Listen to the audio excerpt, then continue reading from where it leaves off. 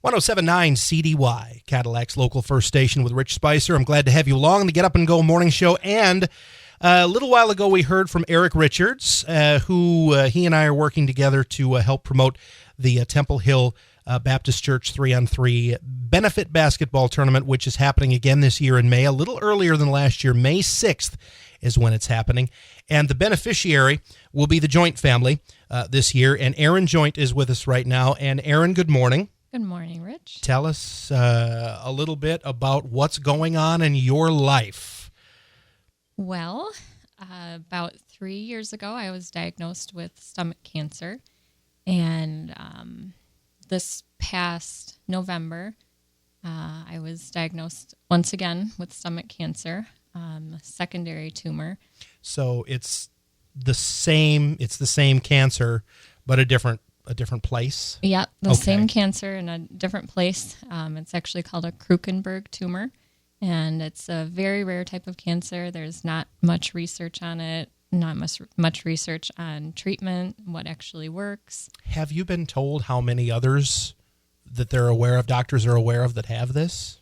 I have not. I've done my own research, and there's the stomach cancer itself only affects about 20,000 people in the United States every year. And of that 20,000 people who get stomach cancer again in the form of a Krukenberg tumor is only about 1% to 2% of that 20,000. So this is very rare. Yes. Is it more aggressive, less aggressive than other kinds of cancers? Well, I'm not sure about that. I know that it's more aggressive this time around than it was the first time, which is another reason why not much is known about it, really.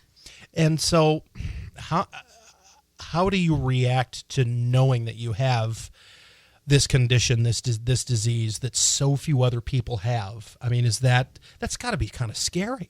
It's very scary, and you feel a little bit alone, but I know that I have an amazing support network, my family, friends, our church. They've all been amazing, but it's scary, but we try and keep positive, and I let myself cry when I need to, but I don't dwell on it. I cry and then move on and stay positive. Sometimes a smile can cure a lot of things. You know? Absolutely. Yeah. So medical bills with something that's so rare have to be an issue. Yeah. Well, the thing is when you have surgery, there's the hospital bill, there's the anesthesia bill, the pathology bill, everything. And they all come separately and at different times. And it's a little overwhelming. So that's the reason why Eric decided to do this. And he told us a little while ago that this was kind of kept quiet for a long time. And so how did you feel about going public with this battle? It was kind of a tough decision, actually, because we are kind of a private family, and we knew that people knew about it, but didn't necessarily want the entire city knowing about it. It's okay that they do, because when you look at it from a viewpoint of, hey, I can use this opportunity to spread awareness about it, and it's great. And you also learn how supporting and wonderful our community is. Absolutely. Because we have an awesome community that we live in right here. So what would you say to somebody who's on the fence about participating in this game, why they should do it? Oh, good question. I think anytime. I threw you a curveball, didn't I? Yes, you did. Sorry about that. I try to avoid doing that. They didn't give me a list of questions before.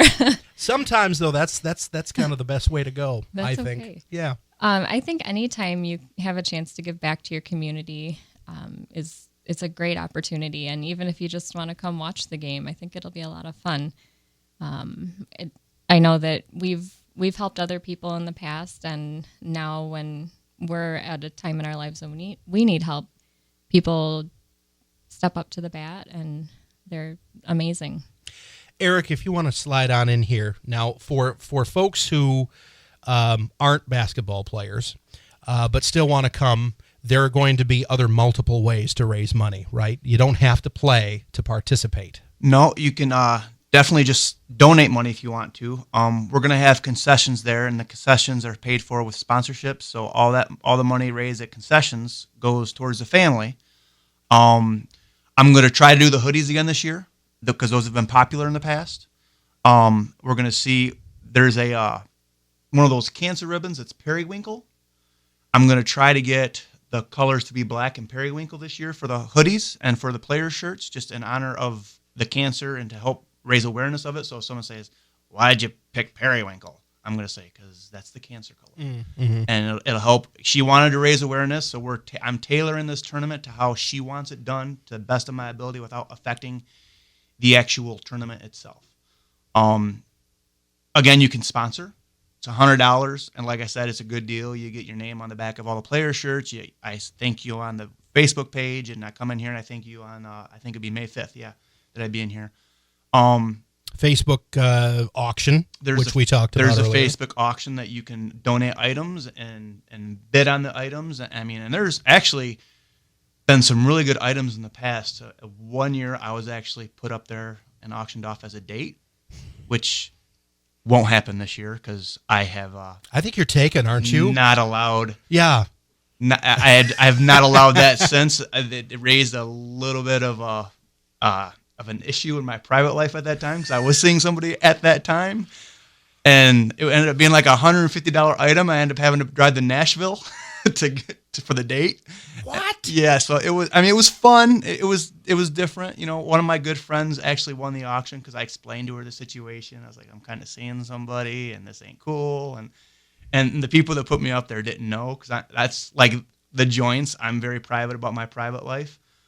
So I will not be up for auction for a date, but there'll be other cool things that'll be up for auction for a date to be sold and bid on. So okay. So there's going to be a whole lot more to talk about in the weeks to come, as this is all kind of starting to come together at this point. But we're going to look forward to having you back that first week in May, that first Friday in May, to talk about this tournament and your efforts. So I guess that kind of wraps it up. Erin, I want to thank you for coming in here and sitting for a radio interview, which is something you've admitted to me you've never done before. You did a fantastic job. Thanks, Rich. Yeah, and we'll look forward to having you guys back a little bit later on. It's the Temple Hill 3-on-3 Charity Basketball Tournament, May 6th, and we are proud to support it here on 107.9 CDY.